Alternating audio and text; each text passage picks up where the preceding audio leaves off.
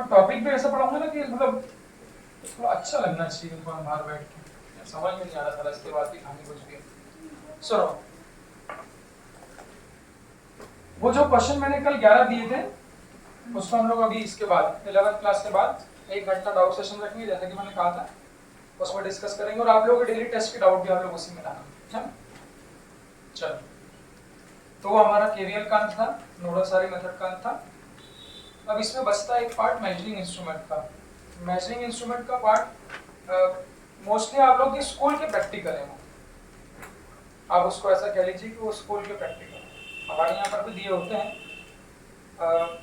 तो अगर आप लोग स्कूल में उसको करते हैं तो जो मैं बोलूँगा उसको और बेहतर विजुलाइज कर पाते हैं, पर स्कूल तो जाते नहीं क्या तो आप लोग वहाँ पैसे देते तो कभी प्रैक्टिकली कभी नहीं जाते बीच में कर दे कभी। हाँ वैसे शायद आखिरी में जाते तो हैं बच्चे कभी लास्ट क्लास में, बट वो बहुत लंबा कार्यक्रम है। अब कॉम्बिनेशन ऑफ सेल क्या है, चालू है? हाँ देख रहे हैं वो कॉम्बिनेशन ऑफ सेल क्या है। तो हम लोग 2 या 2 से ज्यादा सेल्स को भी जैसे हम लोग सीरीज पैरेलल पढ़े थे, सीरीज पैरेलल मिक्स, वैसे हम लोग कंबाइन कर सकते हैं। अभी तक रेजिस्टेंसेस को कंबाइन किया था, कंडक्टिविटी और बहुत सारे कॉम्बिनेशन हम लोगों ने देखे। अब हम लोगों को पढ़ना है कॉम्बिनेशंस ऑफ सेल। सेल मतलब वही जो हम लोग बाजार में खरीदते हैं छोटा वाला। तो निश्चित तौर पे सेल्स को भी हम लोग सीरीज में कंबाइन कर सकते हैं, पैरेलल में कंबाइन कर सकते हैं, और उनके कॉम्बिनेशन को हम लोग मिक्स्ड कॉम्बिनेशन भी कहते हैं। अब चूंकि लगभग हम इसको अंत करने पे हैं तो सीरीज पैरेलल तो हम लोग जानते ही क्या होता है, सीधे मुद्दे की बात करता हूँ। तो पहला कॉम्बिनेशन हम लोग का जो रहेगा वो सीरीज कॉम्बिनेशन ऑफ सेल्स है। तो सीरीज कॉम्बिनेशन ऑफ सेल्स क्या होता है उस पर आप लोग विचार करें। तो सबसे पहला यहाँ पर एक शब्द मैं इस्तेमाल करूंगा, आइडेंटिकल सेल। आइडेंटिकल मतलब जिन सभी के ईएमएफ क्या होंगे, हमारे सेम। तो बाजार से गए और बाजार से जाके हम 50 एक जैसे सेल एवरेडी कंपनी के उठा के लिया। क्योंकि हम लोगों ने कहा सेल, अभी तक हम लोग पढ़ रहे हैं हर सेल का क्या होता है, कुछ एक्चुअल ईएमएफ होता है और हर सेल का कुछ ना कुछ इंटरनल रेजिस्टेंस होता है। जब उस सेल को आप सर्किट में यूज करोगे तो वहां पर वो कुछ ना कुछ रेजिस्टेंस सर्किट को ऑफर करेगा। तो शब्दों में थोड़ा सा बुक्स में ऐसा लिखते हैं, let n number of identical cell, ऐसा लिखा है जो आपने क्वेश्चन एक बार पूछा था, n नंबर ऑफ आइडेंटिकल। सबसे पहले उसने बोला आइडेंटिकल मतलब आपको न्यूमेरिकली पकड़ना है कि सभी का ईएमएफ भी सेम है और सभी का इंटरनल रेजिस्टेंस भी सेम। तो ऐसा कहते हैं, लिखना हो सिर्फ सुनना, let n number of identical cells are connected in series across an external register. तो ये मैंने पहले भी कहा था कि सेल्स को किस में लगाएंगे, तो ऑब्वियसली हम लोग कोई सर्किट में लगाएंगे। सर्किट क्या हो सकता है, घड़ी हो सकती है, तो घड़ी का भी कुछ ना कुछ रेजिस्टेंस होगा। हम लोगों ने और कहाँ लगाया था, रिमोट में लगा सकते हो, और कहाँ लगा सकते हो, खिलौने में लगा सकते हो।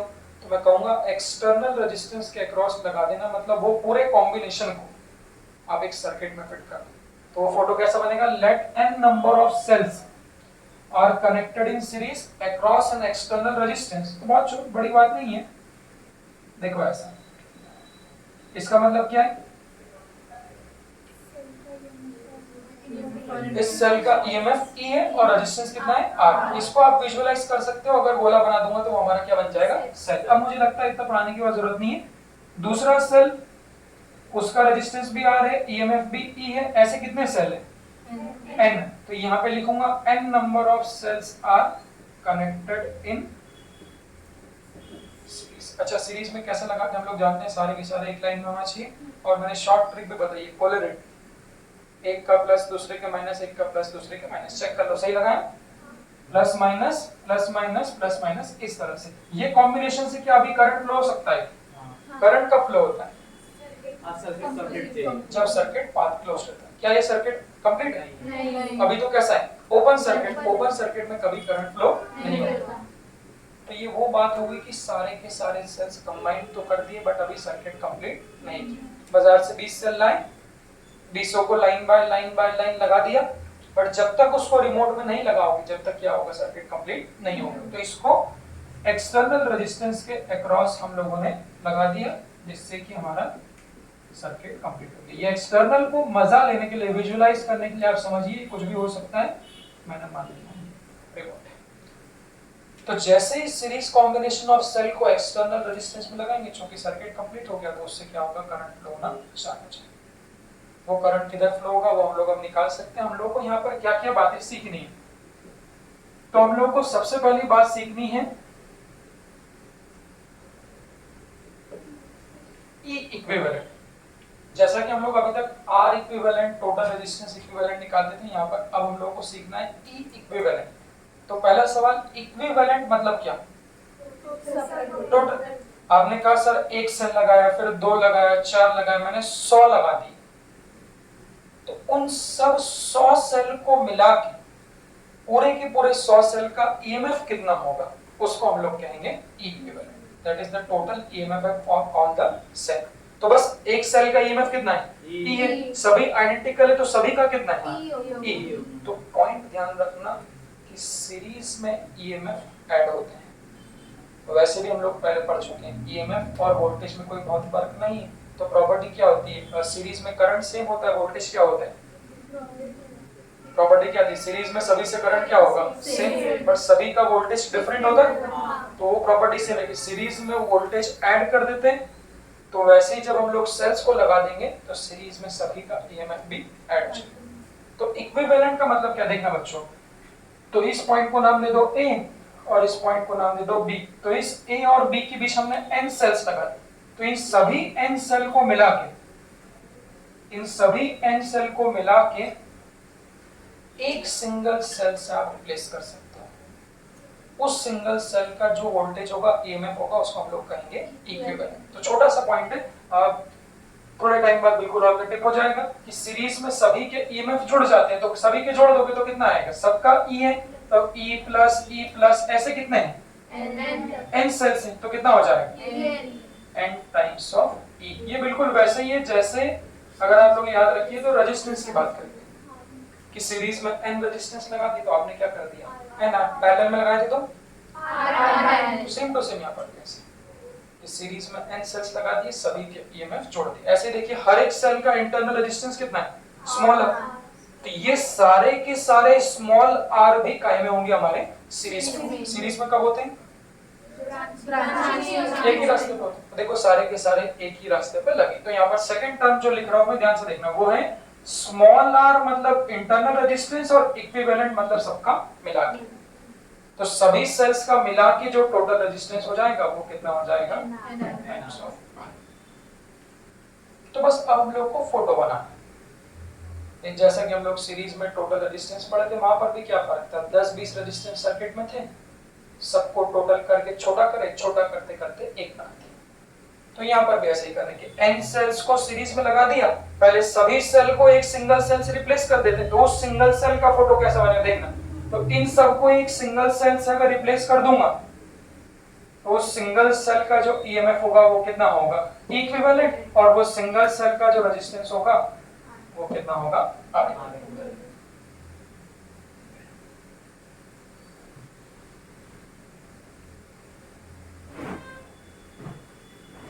विचार ये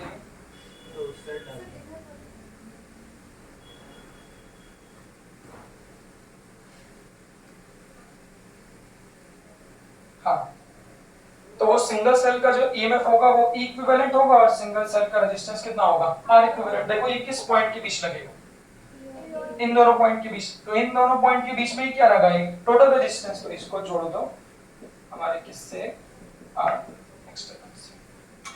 बस, तो ये हमारा सर्किट छोटा हो गया। बस अब इस सर्किट में करंट कैसे निकालेंगे, नॉर्मल सिंगल लूप बन गया। सिंगल लूप में करंट कैसे निकालते हैं, simple V equivalent divided by R। तो बस इस सिंगल सेल में जो करंट निकलेगा वो कहां से निकलेगा, पॉजिटिव पॉजिटिव पॉजिटिव, ऐसा इस तरह से। तो सीरीज कॉम्बिनेशन में जो करंट होगा, पहले टोटल ईएमएफ निकाला, टोटल रेजिस्टेंस निकाला, फिर जो टोटल करंट होगा सीरीज कॉम्बिनेशन में वो कितना बन जाएगा, इक्विवेलेंट की वैल्यू। तो इक्विवेलेंट कितना है, N अपॉन, अभी को रटना नहीं है, ऑन द टिप बनाना आना चाहिए। इसकी कोई से भी फॉर्मूले को आप याद ना रखें, सिर्फ इतना आना चाहिए कि सीरीज में रेजिस्टेंस भी ऐड होता है और सीरीज में जो ईएमएफ होता है वो भी ऐड होता है। अब आपके दिमाग में सवाल आ सकता है, सर अगर डिफरेंट होंगे तो क्या होंगे? तो डिफरेंट होंगे तो एक सेल, दो सेल, तीन सेल, जो हम लोग क्वेश्चन में कहें ऐसे बच सकते हैं, बट अगर बहुत सारे हैं तो सभी का ईएमएफ सेम होगा। अब उसमें से जो एक क्वेश्चन आप उस दिन पूछ रहे थे, एक आध किसी को हम लोग उल्टा लगा देंगे, तो पहले सही लगाना सीख लेते हैं, उसके बाद हम लोग आगे बात करेंगे। तो पहले हम लोगों ने ईएमएफ निकाल लिया, इंटरनल रेजिस्टेंस निकाल लिया, टोटल करंट निकाल लिया। चौथा पॉइंट यहाँ से बनता है, एक थ्योरम है, उस थ्योरम को आप लोगों को मैं याद कराऊंगा।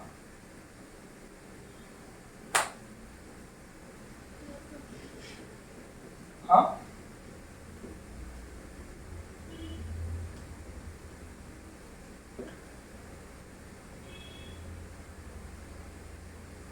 थ्योरम ये है। और नॉर्मली थ्योरम वैसे हमारे सिलेबस में तो नहीं है, इंजीनियरिंग में थी हम लोगों को, बट आजकल थोड़ा सा एक आइडिया इस थ्योरम पे वो लोग यहाँ पर 12th में भी लिखने लगे, बट निश्चित तौर पे इस थ्योरम पे से करंट बनते हैं। तो उस थ्योरम का नाम, छोटी थ्योरम, उस थ्योरम का नाम है मैक्सिमम पावर और मैक्सिमम करंट ट्रांसफर थ्योरम। तुम्हारा क्या समस्या, मेरी तरफ देखना, मेरे आसपास के भी मैक्सिमम करंट और मैक्सिमम पावर ट्रांसफर थ्योरम। अब ये थ्योरम क्या बोलती है? जैसे कि आम आदमी के साथ भी ये बात है कि हर आदमी को सब कुछ चीज मैक्सिमम चाहिए। आप लोगों को नंबर चाहिए 720, मैक्सिमम मार्क्स मिनिमम एफर्ट्स, जो बच्चों को चाहिए होते हैं। ये दिल मांगे मोर, सबका मोर चाहिए। तो फिर इसके साथ ये चीज एप्लीकेबल क्यों नहीं कि अलग नहीं हो थोड़ा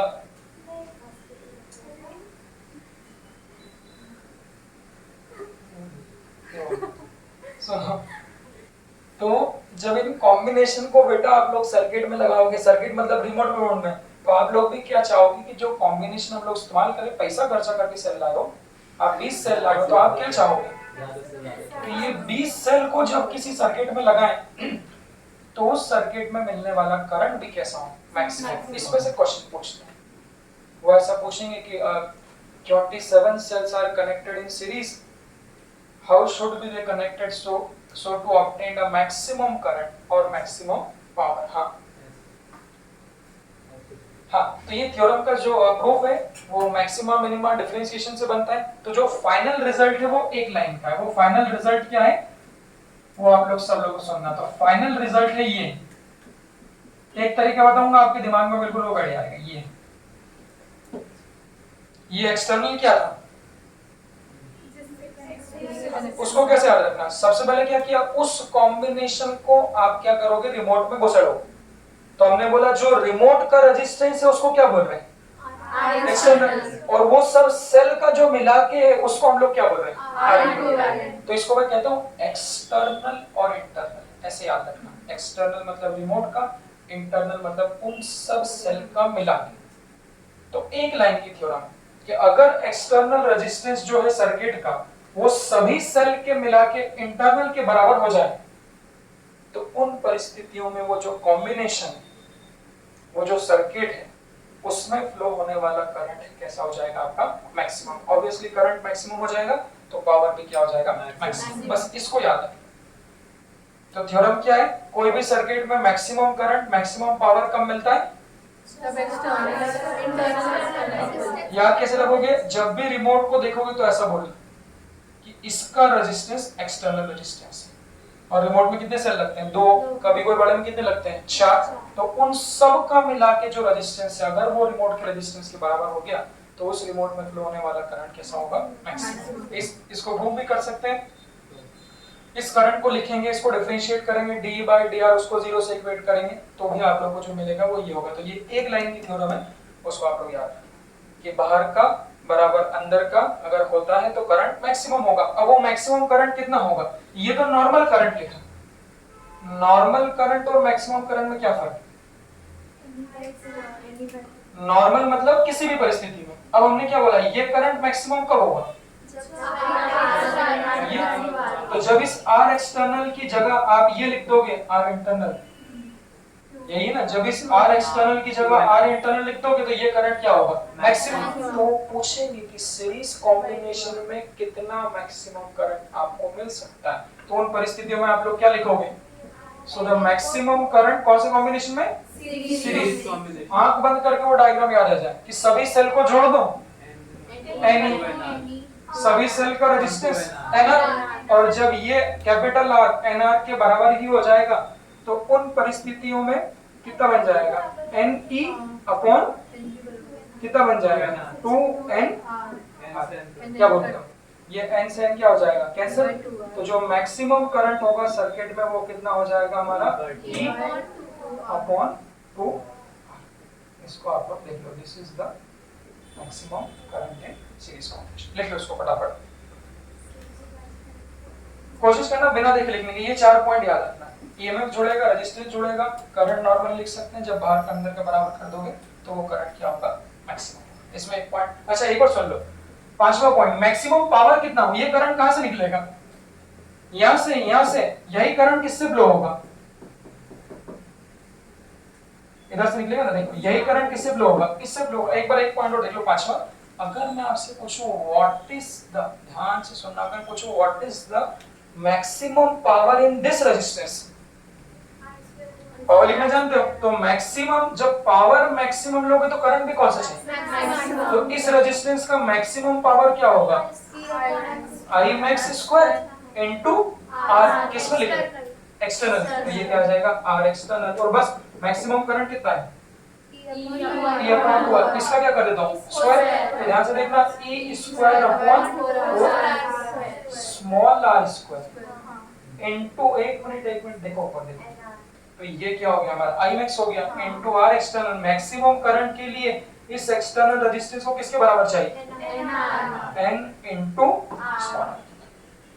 तो कुछ नहीं करना, बस मैक्सिमम पावर मैक्सिमम, तो ये वाले को और ये वाले को आप क्या कर दीजिए, बराबर कर दीजिए। तो इसमें मैक्सिमम पावर कितना होगा, तो I square max R external, इसकी जगह लिख दिया, देखो कौन कट रहा है, स्मॉल r से स्मॉल r कट रहा है, तो जो मैक्सिमम पावर होगा सीरीज कॉम्बिनेशन का, देखना वो कितना हो जाएगा, N E स्क्वायर अपॉन 4। फिर इसको शॉर्ट ट्रिक से याद भी कराऊंगा, एक बार देखो कैसा बनाया, इसमें कोई डाउट है किसी को, हाँ बोलो। तो वही तो बता रहा था मैं, यहाँ तक देखो कि मैक्सिमम पावर कब होगा बेटा, जब ये कैपिटल R एक्सटर्नल और R इंटरनल कैसे हो जाएंगे बराबर। R इंटरनल कितना है, N इंटू R है, तो जब इस कैपिटल R की जगह आप ये लिख दोगे तो जो करंट होगा वो मैक्सिमम, उसको ध्यान रखना, वो क्यों, तो करंट की वैल्यू ये, तो देखो Ne upon Nr plus maximum power के लिए इस R एक्सटर्नल को किसके बराबर कर दोगे, Nr के, तो इसको कर दिया किसके बराबर, तो ये क्या मिल गया, मैक्सिमम करंट। अब मैक्सिमम पावर क्या होगा, तो मैक्सिमम करंट का स्क्वायर इनटू R एक्सटर्नल, फिर इस कैपिटल R को स्मॉल r के बराबर। फटाफट लिखो इसको जल्दी,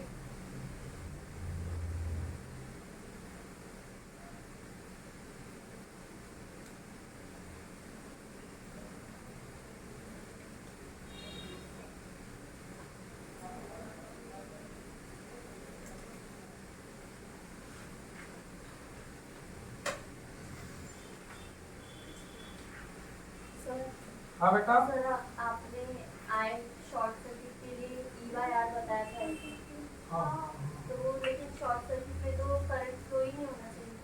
हाँ बात तो सही है, सेल अगर प्रैक्टिकल है तो उसका कोई रेजिस्टेंस होगा ना सर्किट में, ऐसा ये तो वो सेल हो गया जो आप बाजार से ला रहे हो, प्रैक्टिकल सेल है। अब इसको शॉर्ट सर्किट मतलब क्या, दोनों टर्मिनल को एक से जोड़ देना, सिंपल ये होता है। अब इसको जब आप एक सर्किट से डायरेक्ट जोड़ दोगे, ऐसा कर दिया आपने, ये होता है ना शॉर्ट मतलब, ऐसा कर दिया आपने। तो अब चूंकि ये कहानी कैसी है हमारी, ये प्रैक्टिकल से इसका कुछ ना कुछ रेजिस्टेंस है, तो इस लूप में आपका करंट फ्लो होगा। हर वो लूप में करंट फ्लो होता है जिस लूप में आपका क्या है, कुछ रेजिस्टेंस है। हाँ, अगर रेजिस्टेंस को शॉर्ट करते हैं ऐसा होता है, सिर्फ सेल नहीं होता, ये अपना क्वेश्चन है। तो इन परिस्थितियों में ये करंट क्या होता है, यहाँ से इसको नीला हो गया है और ज्यादा।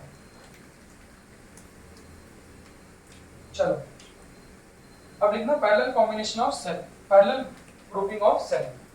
ग्रुपिंग भी कहते हैं ना इसको, कॉम्बिनेशन कह लो ग्रुपिंग कह लो। अब सुनो दूसरी प्रॉपर्टी, पैरेलल की प्रॉपर्टी क्या होती है? सीरीज में करंट से वोल्टेज क्या होता है? ऐड होता है, ऐसे याद रखना। तो पैरेलल में क्या होगा? वोल्टेज सेम होगा और करंट कैसा होता है? ऐड होता है। अब उसको यूज कैसे करेंगे? अब उसको बच्चों ध्यान कैसे रखना, जैसे सीरीज में हमने क्या किया, सभी के ईएमएफ को क्या किया? ऐड कर दिया, क्योंकि सीरीज में वोल्टेज ऐड होता है। और पैरेलल वाली प्रॉपर्टी को कैसे यूज करेंगे? तो वहां पर भी बात वही है, लिख लो भाई, लेट m, जरूरी नहीं है कि हमेशा n ही लो, सेल्स की संख्या कुछ भी हो सकती है। इसमें लिखना let m number of cells are connected in parallel, let m number of cells are connected in parallel, let m number of cells are connected in parallel। Bracket में लिखना आइडेंटिकल, सेल्स सारे आइडेंटिकल चाहिए, identical नहीं होंगे तो फिर ये combination वाले टॉपिक को हम लोग यूज नहीं कर पाएंगे, ठीक है। फिर हम लोगों के पास तरीका वही है, केवीएल लगा लो, जो हम लोग अभी तक डिफरेंट सेल लेते थे। चलिए अब इसका फोटो कैसा बनेगा सब लोग देखना अच्छे से। देखो मैंने ऊपर देखिए, मैंने m क्यों लिया? ताकि संख्या बदल सकूं। भाई ऐसा हो गया, पहले मैंने बोल दिया 20 सेल को सीरीज में लगा दो, अब जरूरी नहीं 20 लो, आप बोलो 15 सेल को पैरेलल में लगा दो। इसलिए m बोलना इसका मतलब जनरलाइज करना, कि वहां पर मैंने कोई नंबर नहीं दिया। अब उसका फोटो कैसा बनेगा देखना सब लोग ऊपर। तो सारे सेल पैरेलल में कैसे लगेंगे वो देखिए। तो ये ले लिया मैंने क्या, एक सेल जिसका ईएमएफ कितना है E, इंटरनल रेजिस्टेंस कितना है R। इसके पहले कैसा किया था? सबको कैसा कर दिया था? सीरीज में। पैरेलल में इन सबको किसमें लगा देंगे अब?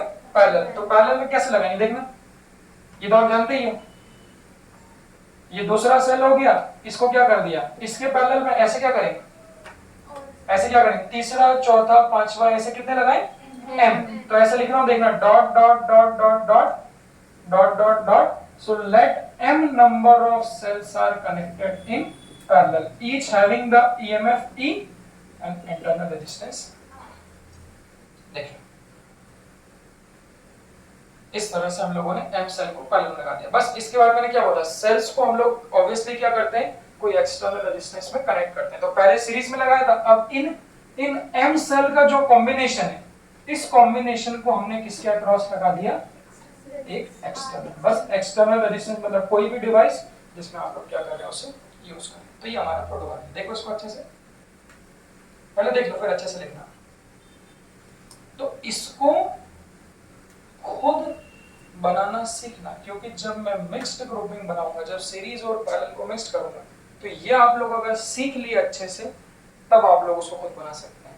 अगर उसको खुद नहीं बना पा रहे उसका मतलब कहीं ना कहीं इसमें गड़बड़ है। तो इसलिए अच्छे से देखो बेटा ऊपर।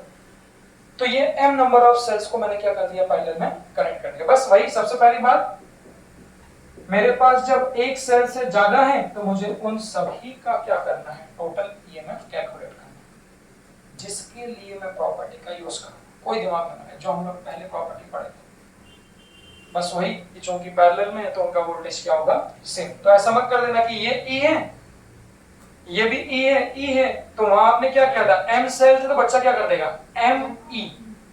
अगर इनको सीरीज में लगा दूंगा तो क्या हो, ME। अगर M ऐसे याद रखना, अगर सीरीज में लगाएंगे तब वोल्टेज क्या होगा, M। बट अगर पैरेलल में लगाएं तो सभी का जो वोल्टेज रहेगा वो क्या रहेगा, सेम। डायरेक्ट यूज करना। तो E E E ऐसे कितने भी पैरेलल में लगा दो, सभी का वोल्टेज सेम रहेगा। तो E इक्विवेलेंट किसके बराबर होगा, E के बराबर। पहला, दूसरा, सभी का इंटरनल रेजिस्टेंस जो वहां सुना था, अगर दो होते तो R/2, R/3, R/4 ऐसे कितने लगे हुए हैं, M। तो सभी का जो टोटल रेजिस्टेंस आएगा वो कितना बन जाएगा, R/N। देखिए ये स्मॉल r इक्विवेलेंट क्या है, उसको शब्दों में भी कहना, क्योंकि यहाँ पर दो R होंगे। तो स्मॉल r इक्विवेलेंट मतलब सभी सेल का मिला के टोटल इंटरनल रेजिस्टेंस इतना होगा और सभी सेल का मिला के टोटल ईएमएफ इतना होगा। दो बात निकाल ली। अब इसके बाद देखिए बच्चों तीसरा फिर डायग्राम। मैं ये सब कहानी कर क्यों नहीं? शुरू में भी सीरीज पैरेलल की कहानी करी क्यों? सीरीज पैरेलल निकालने का मतलब ये होता है सबको छोटा कर देना। तो आप लोग बच्चों यहाँ एम सेल लगाए थे, अब हम लोग क्या करेंगे देखना इधर। तो इन सब को मिला के एक सिंगल सेल से आप क्या कर दीजिए, रिप्लेस कर दीजिए। तो इन सबको मिला के जो सिंगल सेल से रिप्लेस करोगे उस सिंगल सेल का ईएमएफ ये है और उस सिंगल सेल का आपका रेजिस्टेंस ये है। सभी सेल्स के प्लस किधर लगाए, देख रहे हो? सभी सेल्स का प्लस किधर लगाए, उधर लेफ्ट। तो जो फोटो बनेगा वो कैसा बनेगा, ये ऐसा। तो सभी सेल को मिला के सबका जो ईएमएफ है वो कितना है, इक्विवेलेंट, और सभी सेल को मिला के जो टोटल रेजिस्टेंस है वो कितना है, R। तो इसको अच्छे से देखना, मतलब ये। तो इन सब को मिला के क्या कर दिया, एक सिंगल सेल बना दिया और एक सिंगल रेजिस्टेंस बना दिया, और इसके अक्रॉस क्या लगा है, एक डिवाइस। तो वो है हमारा एक्सटर्नल डिवाइस। अब देखना, आपसे पूछूंगा, देखिए। तो ये हम लोगों ने तीसरा सभी का कॉम्बिनेशन बना दिया। बस इस कॉम्बिनेशन में करंट कितना होगा, सबसे बेसिक मोस्ट डायग्राम में ये simple EMF upon total resistance के बैठे दिखे तो उस पे बैठो ना, आपको दिख रहा है, बैठ जाओ, कोई समस्या, चेयर ले आओ अपना ही घर। हाँ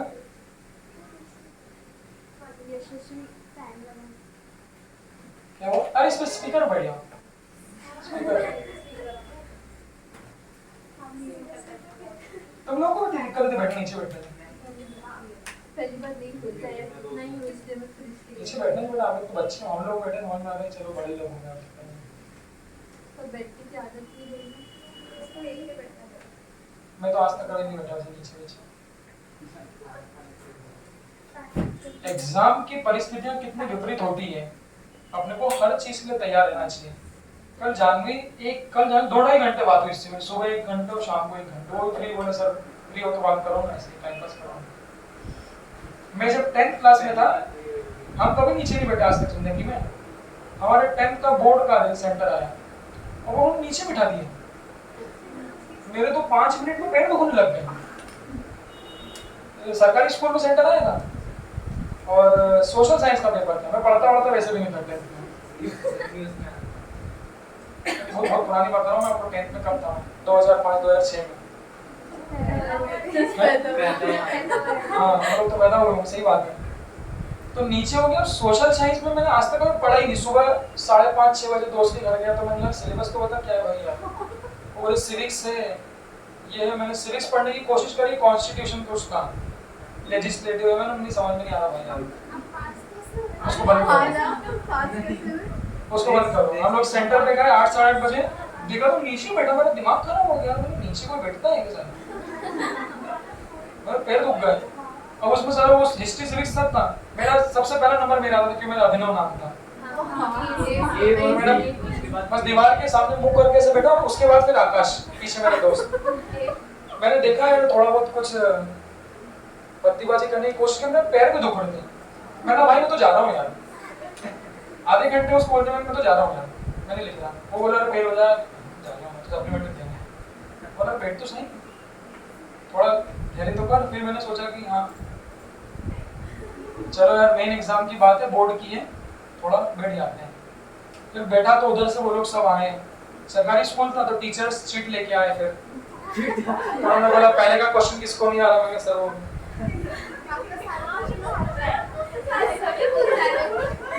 छोटी गाइड नहीं आते थे मेरे को सरकारी स्कूल में। कौन सा नहीं आ रहा, मतलब सेकंड नहीं आ रहा। तो एकदम से जाके शीट लग के हम लोग फटाफट लिखे, अपना पासिंग मार्क्स लिया, और क्या एकदम से लिखते थे। अरे 10th क्लास तक मैं नहीं पढ़ता था बिल्कुल। 11th क्लास के खत्म होने के बाद फिर हमने पढ़ना चालू किया। 10th तक कोई पढ़ाई नहीं।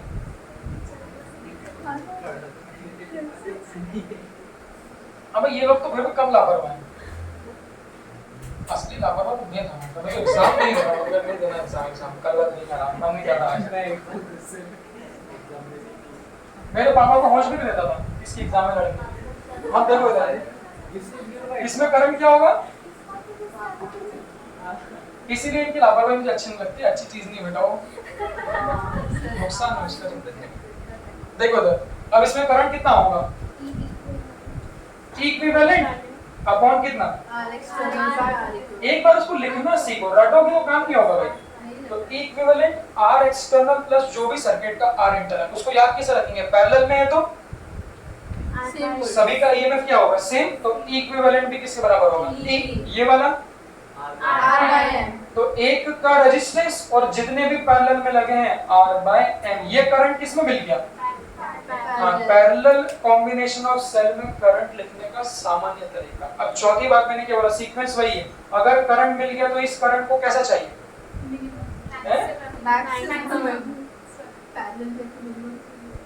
भाई सब कुछ भी परिस्थितियों दिल तो ज्यादा ही मांगता है, चाहे सीरीज कॉम्बिनेशन हो चाहे पैरेलल हो, हमको जो करंट चाहिए वो कैसा चाहिए, मैक्सिमम चाहिए। और उसकी कंडीशन है कुछ भी चीज मैक्सिमम चाहिए तो बस याद रख लो क्या, एक्सटर्नल इंटरनल ऐसे बराबर कर देना ये।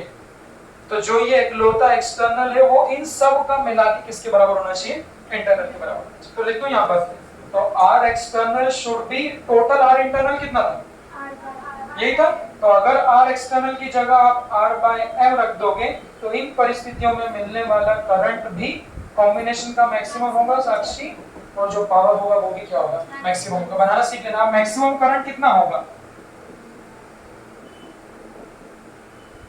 मैक्सिमम करंट कितना होगा, यहाँ लिख दो, मैक्सिमम करंट चाहिए तो इस आर एक्सटर्नल और इसको क्या कर दो आप बराबर कर दो, तो वो कितना आ जाएगा, E upon R by M plus R by M। तो maximum current in circuit will be बिल्कुल कितना, इसको ऊपर ले जाओ, तो M E upon R, this is the maximum current in the कौन से कॉम्बिनेशन में, अगर सीरीज पैरेलल को अच्छे से लिख लिए और मिक्स्ड अगर खुद से लिख लिए तो फिर मान लेना कि आपको ये दोनों भी आ गया। बस अगर मैक्सिमम करंट मिल गया तो पांचवी परिस्थितियों में मैक्सिमम पावर कितना होगा, इसका स्क्वायर कर दो, m square e square upon और r स्क्वायर, तो i square into r external, और r एक्सटर्नल किसके बराबर है, r बाय m, m से m क्या हो जाएगा कैंसिल, तो maximum power will be m e square upon, फटाफट लिख लो इसको जल्दी। तो 10th क्लास में पास हो सन, तो आपने रिजेक्ट 63% थे मेरे 10th में, मैं फर्स्ट डिवीजन बोलते हैं उसको पहले, 60% के ऊपर हमारे टाइम पे अगर 60% के ऊपर फर्स्ट डिवीजन माना जाता था, फर्स्ट डिवीजन पास लड़का है क्या, चीटिंग तो हाँ कर देते हैं, मैं ध्यान नहीं देता था, पर हाँ उसका भी मजा लेता था, आखिरी टाइम पे रटो, आखिरी दिन रटते थे हम भयंकर गंदा वाला, संस्कृत की निबंध याद रखो, हिंदी में वो याद करता था, मैं क्या बोलते हैं ना उसको, संधि विच्छेद, तो इजी क्या है, अरे मेरे को समझ नहीं आता।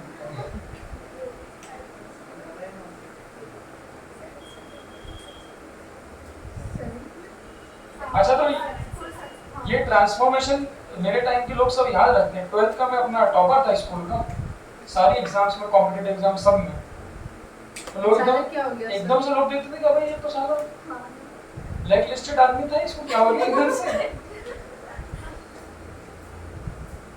जब हम लोग 12th, जो सर हमको 10th में पढ़ा जानते थे सर, इसको y = x नहीं समझ में आता, जब उनको 12th में मैं उनके डाउट सॉल्व करता था, sin क्यूब x का इंटीग्रेशन एक बार सर ने पूछ दिया था, बोले देखो आता है, क्यों हीरो बनता है, देखो आता है क्या, मैंने हाँ सर ओरल हो जाएगा, कोई दिक्कत नहीं हो तो कर देता था मैं क्लास से, क्योंकि हाँ पढ़ी जाती थी कि क्या कर रहा है भाई, इसको तो सारा 10th में कुछ नहीं आता था। एकदम से ट्रांसफॉर्मेशन कैसी हो सर,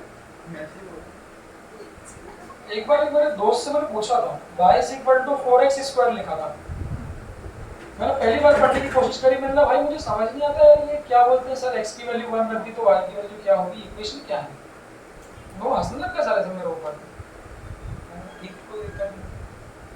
फिर एक बार मैंने पढ़ा और नंबर आए तो एक मैडम ने ऐसी एक कोट लिखा था, कोशिश करने वालों की हार नहीं होती, कभी स्टार्ट करने के लिए देर नहीं होती, वो एकदम से मेरे दिमाग में बैठा, अल्लाह पढ़े सब दोस्ती कर सब कर। सर इतने सारे कोर्स से लिखे ही है यहाँ पे। भाई ये बात सही है, कौन सा आपको इंस्पायर कर दे कुछ कह नहीं सकते आप। ऐसा इंस्पिरेशन मिला मैंने सब कुछ छोड़ दिया, दोस्ती वोस्ती, घर पे शादी ब्याह कोई पार्टी सब छोड़ दिया 2 साल के लिए। आप पढ़ेंगे भैया कुछ भी हो जाए। और मैं उन दिनों ध्यान भी करने लगा था एकदम से, उससे भी शायद कहीं ना कहीं बुद्धि में जागरूकता आ गई। देखिए ऐसा आप हमको मेडिटेशन करना सिखाता है। हाँ मेडिटेशन करना तो मैं जानवी लोगों को सिखाने वाला था। हमको रोज करवाते हैं। हाँ वो अच्छी चीज है, वो चालू करें। इतनी शक्ति हमें देना दाता, प्रार्थना। हम लोग करते थे ना, वो अच्छा है।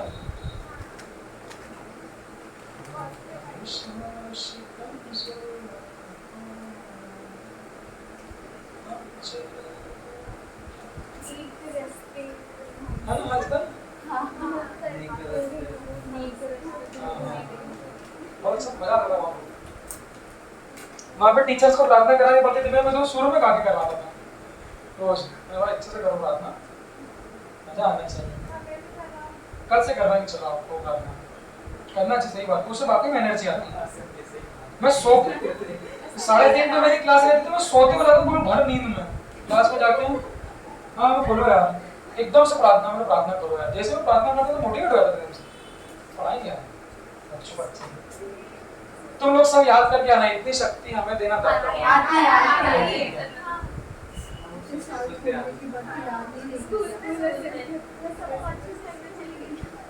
अबे हमारे स्कूल में तो सारी वो क्रिश्चियन वाली कराते थे। अब कॉन्वेंट पे होगी। मैं समझ में नहीं आती मैं क्या बात कर रहा हूँ।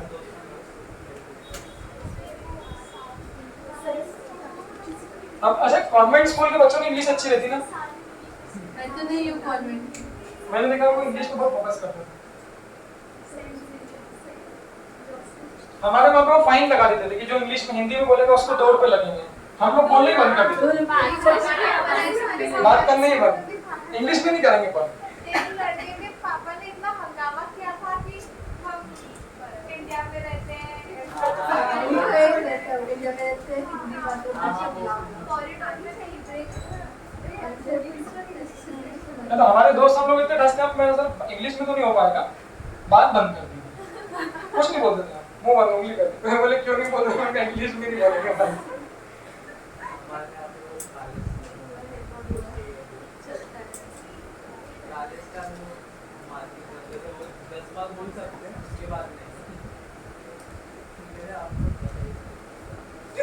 हमारे एक डोमिनिक सर थे, डोमिनिक विदेश बाहर से आए थे वो, उनको हिंदी नहीं आती थी और हम इंग्लिश नहीं बोलते थे। इतना कम्युनिकेशन गैप था, हम हमको अंडरस्टैंड हिंदी में बोलते थे कुछ भी, और वो समझ गए कि साला कुछ लोग गाली वगैरह वो हमको मारते थे, वो बहुत मारते थे मुझे फटाफट पीछे पीछे, और मैं हिंदी में बोलते रहता था और वो क्या पता कि इंग्लिश में बोलते हैं। तो उनका फिक्स था, आओ इनको 2-3 लोगों को मार लो 2-3 दिन में। अब नेक्स्ट ग्रुप में क्या करेंगे, डोमिनिक है क्या हमारे स्कूल में साउथ इंडियन नाट्य और वाइस प्रिंसिपल को सब कुछ भी बोलने चले जाते हैं, वो समझता ही नहीं। हिंदी वालों की जो कमजोर है।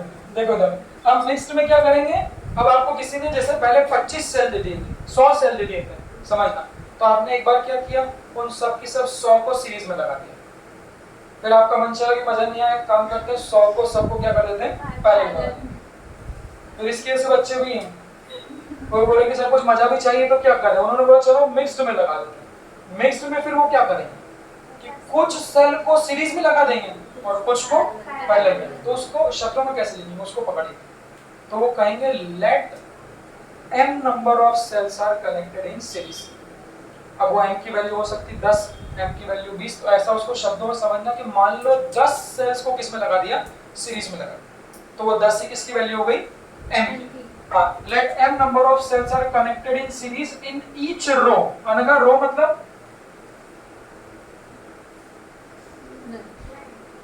ये कॉलम होता है, ये एक तो होता है रो ना, तो तुम लोग कर दो। और एक मैथ्स में होता है रो, रो का मतलब होता है ये और इसका मतलब होता है कॉलम। तो m नंबर ऑफ सेल्स को किसमें लगा दिया हमने? रो। इन ईच मतलब एक रो में, तो एक रो में m सेल लगाओ। फोटो देखना फिर आप बनाना, अभी कॉपी छोड़ो। अरे यार लो, let n number of cells are connected in each row. वो कैसे बनेगा देखना। देखो बेटा आप लोग फिर खुद बनाना। ये कितने हो गए? 1 2 फिर 3 4 5 6 7 ऐसे कितने? n की वैल्यू क्वेश्चन में दी होगी। Let n number of cells are connected in each row. सभी की वैल्यू सेम है, लिखने की जरूरत नहीं है। आप लोग ये मत बोलना सर सबके ऊपर लिखो। इट इज अंडरस्टूड कि all of them are identical in each row, they are connected in each row. तो एक रो बन गई। ऐसी फिर दो रो बनाओगे, सेम टू सेम किसमें लगाओगे? 2 3। चलो एक और बना देता हूं। एमरोज ले लीजिए। हाँ रुको ना, देखो मैंने क्या बोला, हर रो में कितने सेल है? हर रो में n है। ऐसे ही फिर 2 रो बना दी, फिर 3 बना दे, 4 5 6 7 और ऐसी कितनी नंबर ऑफ रोज ले ली?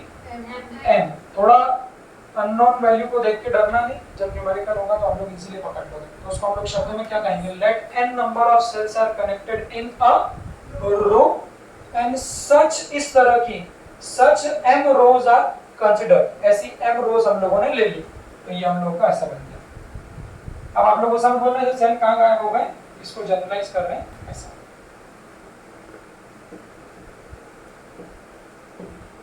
ये कॉम्बिनेशन है। तो n सेल्स सीरीज में लगा दिए और ऐसी m रोज किस में लगा दी हमने? पैरेलल में लगा दी। और इस पूरे कॉम्बिनेशन को किसके अक्रॉस कनेक्ट कर दिया? इस